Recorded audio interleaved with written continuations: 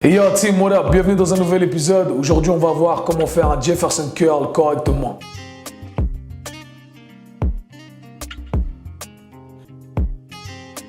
Ici Kevin aka Suisse, bienvenue sur la chaîne. Si vous n'êtes pas encore abonné, je vous invite à vous abonner maintenant. Aujourd'hui, on va revoir un exercice qui a été popularisé par le coach Chris Sommer, un coach de gymnastique olympique américain et qui a ensuite été exposé au monde par Tim Ferriss à travers l'un de ses bouquins. C'est pour ça que vous allez le voir partout sur les réseaux sociaux. Alors, le Jefferson Curl, c'est un exercice qui consiste à fléchir sa colonne vertébrale. Alors déjà, vous allez avoir un camp de personnes, de professionnels de la santé qui vont vous dire qu'il ne faut absolument pas arrondir votre colonne vertébrale et qu'il ne faut absolument pas arrondir votre colonne vertébrale avec de la charge. Alors déjà, on va adresser ça. C'est complètement faux. Ce n'est pas dangereux en soi. Il n'y a pas d'exercice dangereux en soi.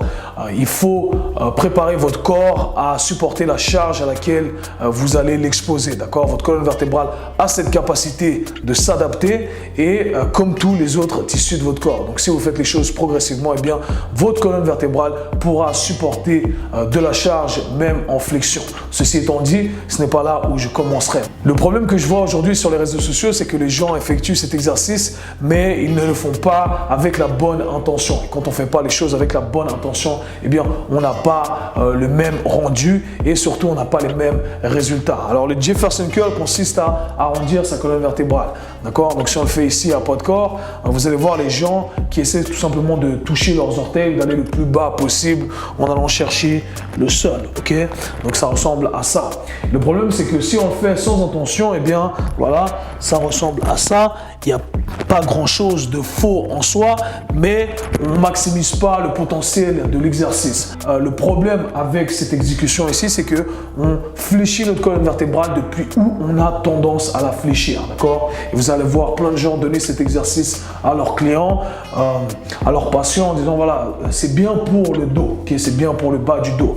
Mais le problème avec ça, si on l'exécute de cette façon, c'est qu'on va continuer à mettre un stress répété sur une zone qu'on stresse constamment. D'accord? Si on bouge que depuis le bas du dos, le fait de venir avec son Jefferson Curl et de faire ça, le point de levier est directement là au bas du dos où on a l'habitude de bouger et ça rajoute un stress supplémentaire. Donc ici, on n'est pas en train de maximiser l'exercice, d'accord? Le potentiel de l'exercice. Alors ce qu'on aimerait faire plutôt, si vous voulez faire cet exercice correctement, vous voulez penser à segmenter votre colonne vertébrale, d'accord? Votre colonne vertébrale est composée de plusieurs vertèbres et chaque vertèbre consiste en une articulation en soi. Okay? C'est une articulation qui devrait être capable de bouger indépendamment l'une de l'autre. Donc nous, ce qu'on veut faire ici, c'est qu'on veut faire en sorte que chaque vertèbre participe au mouvement. Donc chaque vertèbre de la colonne vertébrale. Donc pensez à ça comme si vous étiez en train d'enrouler une serviette. D'accord? On veut commencer donc depuis la nuque. On veut enrouler les cervicales. Ensuite, on continue à enrouler la serviette. On ramène son sternum vers l'intérieur, on sent les abdos qui commencent à se contracter, on essaie de ramener ses côtes en direction de son bassin et à partir de là, on continue à essayer d'enrouler au maximum le haut de la colonne vertébrale, on arrive ensuite vers le bas de la colonne vertébrale et à partir de là, on va chercher le plus bas possible et on peut rajouter le stretch dans les ischio-jambiers ici. Si vous sentez une gêne au niveau des genoux, d'accord, avec les jambes tendues, je vous invite à fléchir légèrement les genoux. Et là, on segmente complètement sa colonne vertébrale. Ensuite, on va faire l'inverse. On veut planter ses talons dans le sol. On veut contracter donc ses ischio-jambiers et on veut dérouler exactement avec le mouvement inverse. Donc là, le bas du dos prend la charge. On monte gentiment vers le milieu du dos, haut du dos, puis cervical. C'est comme ça qu'on fait un Jefferson Curl correctement.